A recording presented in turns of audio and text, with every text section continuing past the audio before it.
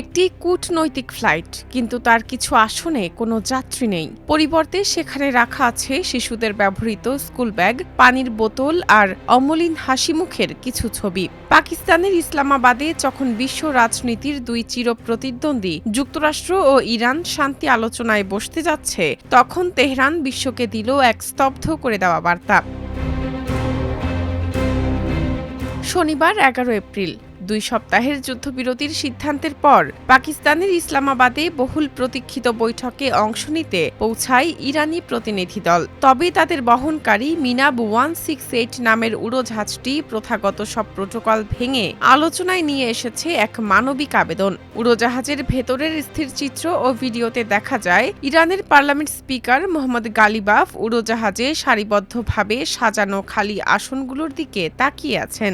এসব আসনে রাখা হয়েছে মিনাব স্কুল হামলায় নিহত শিক্ষার্থীদের ছবি ও তাদের ব্যক্তিগত জিনিসপত্র।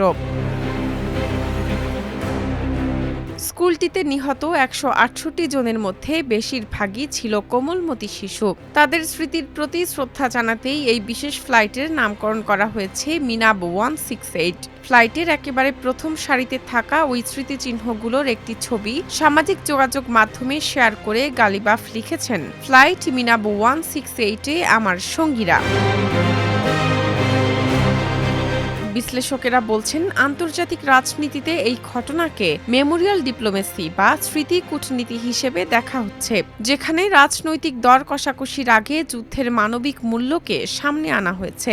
ইসলামাবাদগামী তাদের ফ্লাইটে যাত্রীদের প্রথম সারিতেই যুদ্ধের এই স্মৃতিচিহ্নগুলো স্থান পেয়েছে, যা মধ্যপ্রাচ্যের এই যুদ্ধে বিপুল পরিমাণ সাধারণ মানুষের প্রাণহানির এক মর্মস্পর্শী চিত্র তুলে ধরেছে, বলছে এনডিটিভি। এই হাই প্রোফাইল বৈঠকে যুক্তরাষ্ট্রের পক্ষে নেতৃত্ব দিচ্ছেন জেডি ভ্যান্স। তার সঙ্গে রয়েছেন বিশেষ দূত স্টিভ উইটকফ এবং ডোনাল্ড ট্রাম্পের জামাতা ও বিশিষ্ট ব্যবসায়ী জ্যারেড কুশনার।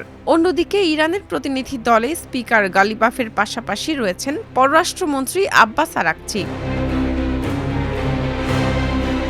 রাজনীতিতে যখন দুই দেশ মুখোমুখি, তখন উড়োজাহাজের ভেতরে সাজানো এই শিশুদের স্কুল ব্যাগগুলো যেন এক নীরব প্রশ্ন ছুড়ে দিচ্ছে। এই দৃশ্যটি কেবল শোকের নয়, বরং সংঘাতের চেয়ে শান্তির প্রয়োজনীয়তা কতটা বেশি তা প্রমাণের একটি শক্তিশালী দলিল। বিশ্লেষকেরা বলছেন, শান্তি আলোচনার টেবিলে বসার আগে ইরান এই বার্তার মাধ্যমে স্পষ্ট করে দিল যে কোনো রাজনৈতিক বিজয়ই নিরপরাধ শিশুর জীবনের চেয়ে বড় নয়। ইসলামাবাদের এই বৈঠক কি পারবে সেই শিশুদের অপূর্ণ স্বপ্নের প্রতি সম্মান জানিয়ে একটি স্থায়ী সমাধানের পথ তৈরি করতে?